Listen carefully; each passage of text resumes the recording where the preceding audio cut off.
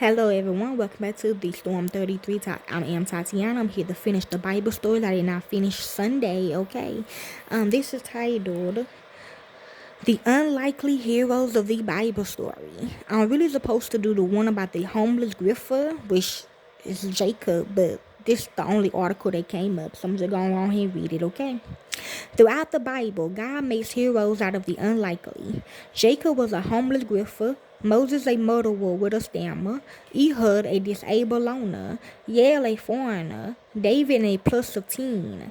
But each of them all possessed gifts that had otherwise gone unnoticed. You ain't lying, that's all me, except for one of them.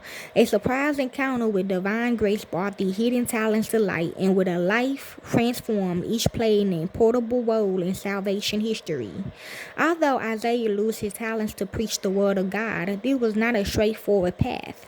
His protest that he was a man of unclean lips suggested that he had not lost his gifts rightly before his encounter with grace. After his call, however, he became the greatest prophet Israel had ever produced. Paul came to burn with zeal for the gospel, but only after he had persecuted the Christian community with a similar ardor. The grace necessary for such a transformation literally knocked him off his feet.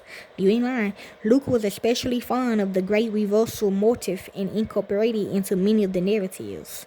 In the gospel reading we have been hearing since the beginning of the liturgical year in Advent, elderly persons have conceived, a virgin has born a son, shepherds has hosted angelic visitors, and pauperers and foreigners have begun to populate God's kingdom. You ain't lying.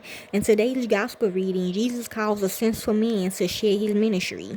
Ain't lying. The call of Simon Peter illustrates another of Luke's favorite themes: the encounter with grace in the everyday. The interaction between Jesus and Peter unfolds at first on long lines, completely in keeping with Peter's word, boats, sailing, and fish. Jesus needs a boat to preach to the sizable crowds that threaten to crush him. Why he chooses Peter is never clear. Luke draws our